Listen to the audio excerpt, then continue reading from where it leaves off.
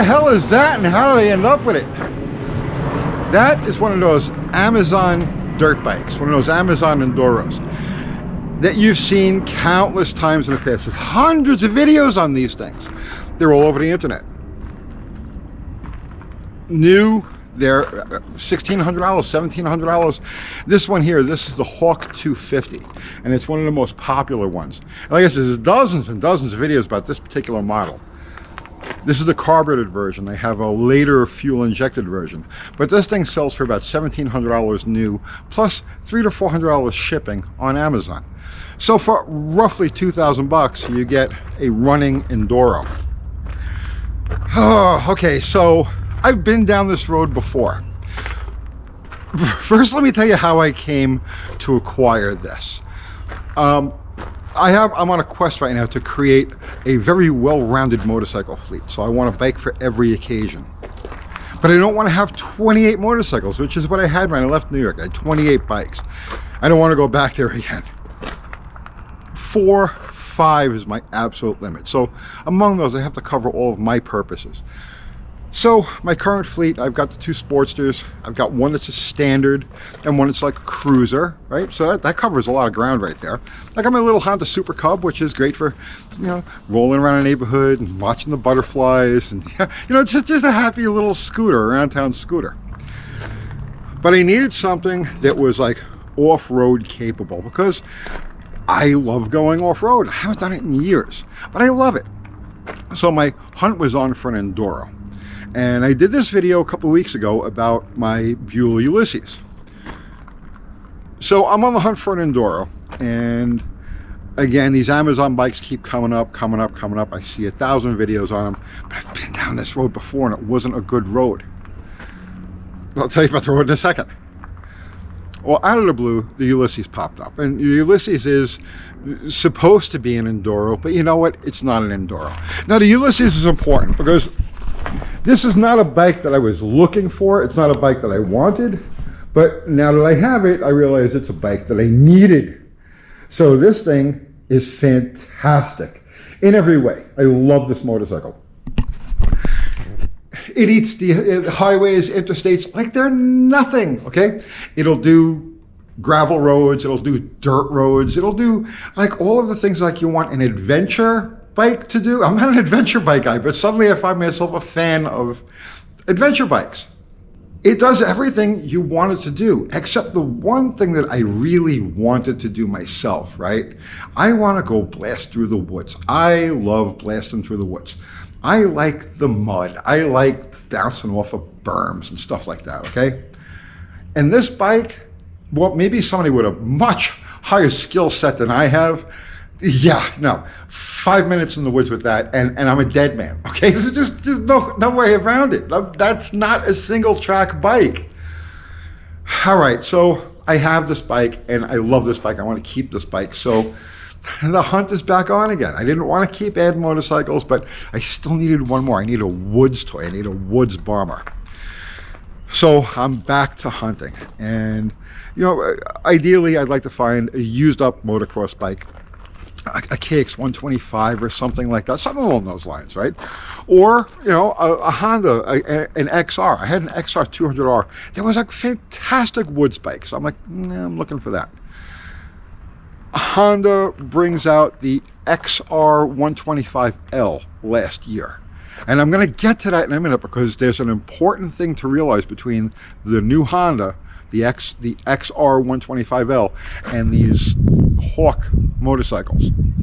By the way, this one's a Hawk, but it's like there's one manufacturer, like there's one factory that turns out like a dozen different variations of this bike. So, you know, all of these different Apollo and Tao, it's all the same motorcycle, and they're all Honda clones. They're all exact copies of Honda engines. The small ones, the medium-sized ones, the big ones, they're all variations of different Honda configurations. And some of them are so close that like literally you take Honda parts and bolt them on to the Chanda, right, the Apollo, whatever you have, and vice versa. They're that close. They're not just copies, they're exact duplicates in most cases. I'll get to that. So I have been down this road before with the Chinese bikes, and I turn my nose up at it because 20 years ago, they started bringing these China Enduros over, and they were only about $600. So I was like, you know what? How do you not try this for only $600? How do you not buy one of these things, right? So I did. I ordered one. I had it delivered, took it out of the box, put it all together again, put it all together, and it's like, okay, the quality here, it's just not, you could tell this is cheap, tacky stuff, right? The plastics were all very hard. All of the switches and whatnot just felt cheap.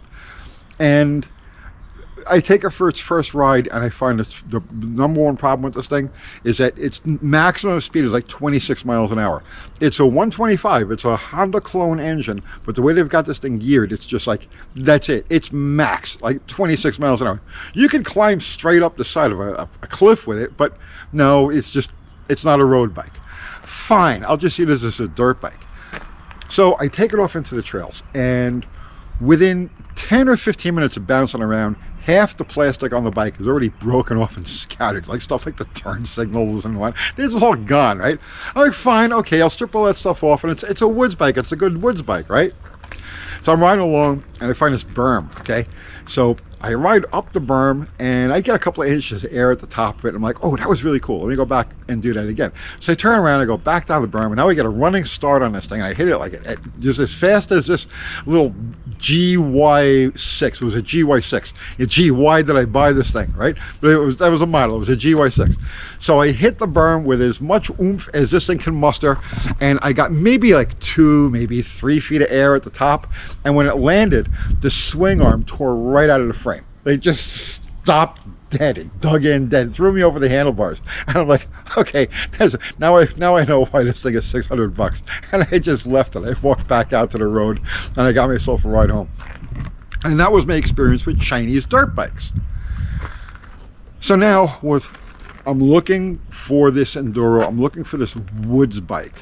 Okay, and again, I'm going through Facebook Marketplace, and I keep seeing all of these ads, very expensive. People are selling these Chinese clones for more. They're selling them used for the same price and more than you could actually buy them brand new and have them shipped to your door. I don't understand this. It doesn't make any sense. And again, I don't really want a Chinese bike. I got burned by one once already, and I don't want to do that again. Then an ad pops up, okay? And the guy posted this like a couple of minutes before I saw it. Running dirt bike and trailer, $600. I look at the picture. Now I'm in the market for a utility trailer anyway. I need something to just haul little things around. So this is the trailer. I'll show you this thing real quick. This is a nice little homemade trailer. And in the ad, the motorcycle's sitting on the top of it. Nice little homemade trailer. It's perfect. The tow is really good. It's just the right size for utility. I love it. So I'm like, okay, great. $600 for this thing and a running dirt bike. Okay, so we'll call it $300 for the trailer, $300 for the running dirt bike. Let's just go get this thing. So I did. I bought it. And this is the motorcycle that was on the trailer. Now, it didn't quite look like this when I bought it. When I got it, it was a complete bike. Now, here's what's important about this video, right? And why, if you're in the market or potentially considering one of these bikes, I'll give you information you won't find anyplace else, because I learned so much from this experience now. There are dozens of these videos of people buying these bikes, having them delivered. They take them out of the box. There's dozens of assembly videos, and then like their initial first ride impressions. They take it around a neighborhood. They take it on a little trail ride and stuff like that, and they give you the impression of them. And all these videos are carbon copies of each other. They all show the same thing, but nobody ever shows one of these bikes after it's been put through, the works. After this has been ground through the mill, This is what these bikes become after 5 years of abuse and neglect. Because this bike, while it was an Enduro, it was never titled as a street bike. They bought it and they turned it immediately into a woods toy. And this thing has been bounced through the woods. It's been abused, it's been crashed, it's been neglected for 5 years. And now I got it. And this thing surprised the hell out of me. So like I said, when I picked it up, it didn't look like this. It still had all of its Enduro stuff, or what was left of it, because like I said, this thing's been crashed pretty hard a couple of times. Still had all of its Enduro stuff, and I was like, okay, this is going to be a woods bike for me. So now a woods bike means different things to different people. To me, a woods bike is the barest, most elemental motorcycle you can imagine that you're going to take through the trails, through the mud. You're going to bounce off of things. Sometimes you're going to make your own trail with it, you know, when there's no existing trail, right? It's something that you're just going to take out and hammer and abuse. Some people take their woods bikes very seriously. You know, they're people of like the motocross sort of persuasion that just like to go out into the trails. So, but I don't have those skills, and I don't want those skills. I just want to go bounce around in the dirt and have some fun, right? So for me, a wore-out dirt bike or something like this is absolutely perfect. You don't really maintain it. You break things as, you know, you fix things as they break, and then when it just gets to be too much, you just walk away from it. It's done. That, to me, that's what a woods bike is. So that's what we have here. When I picked it up now, it had all of the stuff on it. Let me show you what I pulled off of it. And what I learned from this, okay? So this was like the headlight assembly. This is the tail light. It had this little rack on the back. It had these grab rails. It was also electric start. It had a battery. There's the solenoid for it. It had a speedometer with a functional gas gauge. The gauge actually worked. But I don't need or want any of this stuff. All of these things are complications when the goal is just bounce through the woods, get it stuck in mud, and have that kind of fun, that just raw redneck, I just don't care fun. You want as bare a motorcycle as possible. So I went about removing all of this stuff to get me down to just exactly what I need to go through the woods. And that's what we have here. Now, what surprised me was the quality of what I pulled off here. Now, I was expecting some very janky stuff, like undergauge wires and poor quality with like pretty much everything that I touched or went through, but I didn't find it. What I found was stuff that isn't quite up to Japanese level quality, you know, for this type of bike. Not quite to that level. The metal may be a little bit thinner, the insulation on the wires may be a little softer. It's one of those things you can't really quantify, right? But I didn't find junk. I found usable stuff, and like I said, this motorcycle has been abused since day one. 5 years. It's never been cleaned. It's never been cared for. It's never been lubed. It's never been anything. It's just been abused and hammered. And that's why this bike is important to me. Like if you're considering one of these bikes, this is really the story. Not that you order it off of Amazon and you take it out of the box and you get it running. No, that's what it is after 5 years of abuse. And it's a solid motorcycle. It runs really good. The engine has plenty of power. This is a 250. Has plenty of power. The gear ratios are good. The clutch feels good. The transmission feels good. The motor's got a beautiful range. Lots of torque, just like what you would expect from a Honda 250. Lots of low end. It's not a powerhouse. It's not a motocross bike, but it's something that will wheelie if you wanted to, and it'll go over things if you wanted to, and it'll go through stuff if you wanted to. It's actually a solid motorcycle, and this honestly surprised me. I was not expecting to find something that I would buy, right? So in other words, would I consider, after going through this motorcycle, after stripping things off and going through it and spending a little time riding it around, would I buy one of these things new in that $2,000 delivered? Absolutely, 100%. And I'm going to tell you something surprising about this too in a minute, right? Having to do with the Hondas. But just so that we see what we got here, these are the original tires that were on the bike. They're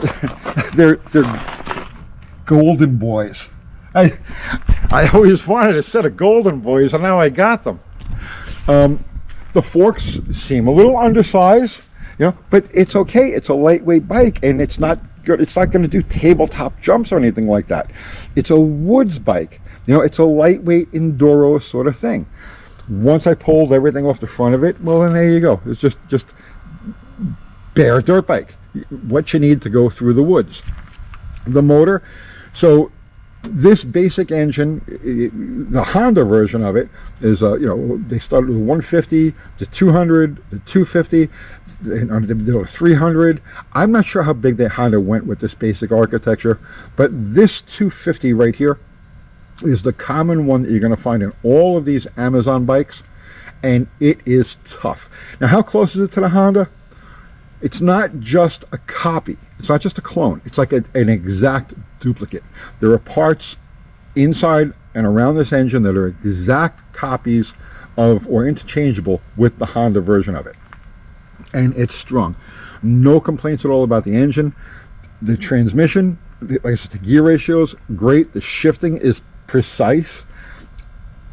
I mean, you couldn't ask for a nicer deal. Now, I stripped off a lot of stuff on this bike. I got rid of the air box that was in here. I relocated the CDI box. Was under the seat. I wanted to get that out of the harm's way that's over here. It's typically protected by plastic and then the air box. So I relocated the CDI unit up there. I relocated the vent, the crankcase vent, to up high, so this way, going through water, it's not going to suck anything into the breather. So I pulled off all of this. There's a lot of miscellaneous brackets and whatnot that I'll also trim off, but I'm not concerned with that right now.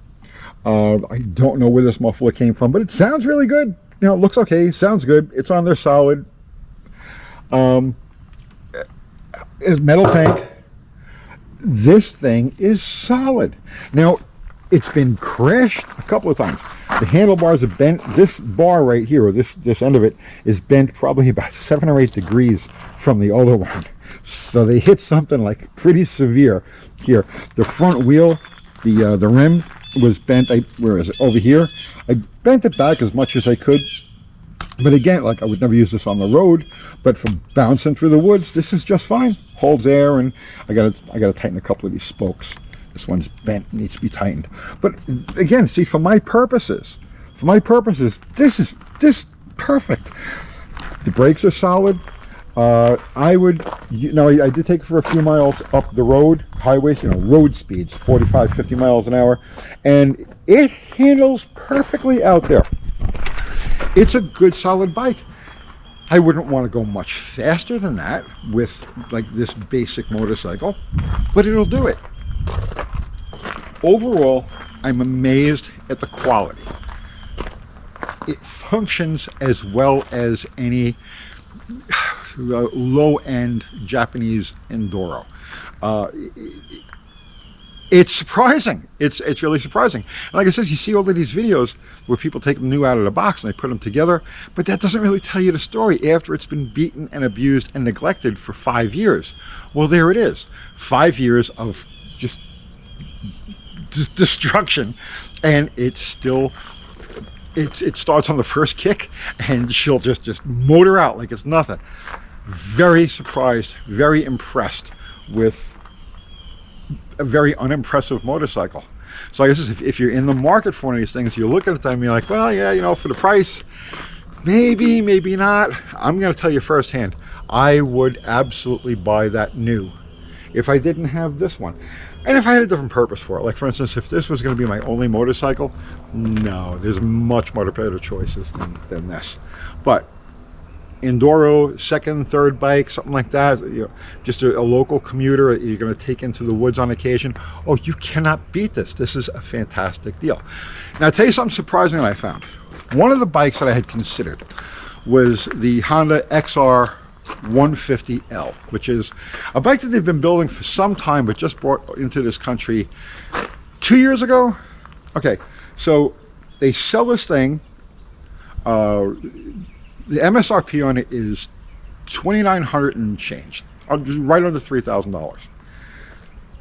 Now, by the time you go through the meat grinder of the dealership, it's like $4 grand out the door. You know, that's not a lot of money if you're talking about a good, capable, all-around motorcycle. But it's an Enduro. It's a small Enduro. You know, it's a woods toy. And I'm not going to spend $4,000 for a woods toy. It's just not going to happen. Well, this is what I found that really, really surprised me. Because after I pulled this thing apart, I started looking, things looked familiar because I went to the dealer and I scrutinized one of those Hondas, one of the XR150s. Because I was really seriously considering buying it. I scrutinized it. And there were similarities, right? There were similarities. And then I really started to study it. Now I'm bringing up pictures side by side, comparing this bike with the Honda XR150L. It's the same motorcycle. It's the same exact bike. They must come off the assembly line together. And then some of them get labeled as Hondas and get sent to the Honda dealers, and other of them get labeled Hawk and get sent off to the distributors, you know, the Amazon, or Apollo or Zao Zao or Tao Tao, whatever they are. It doesn't make any difference. That is the same exact motorcycle as the Honda XR150L, except here it's $2,000 cheaper and you get an extra 100 cc. Right? It's crazy. So I wanted to do this video for anybody who might be considering buying one of these bikes and you want to know what is the real life expectations. What do you expect with this thing after you've taken out and beaten it up and used it like for its intended purpose? You know, a woods bomber. Well, there it is. 5 years of abuse and neglect, and it runs like a top. So it's a keeper now. It's in the fleet, and yes, I absolutely would buy one of these things brand new at that $2,000 price, you know, delivered. I hope you got something out of that. I'll see you tomorrow.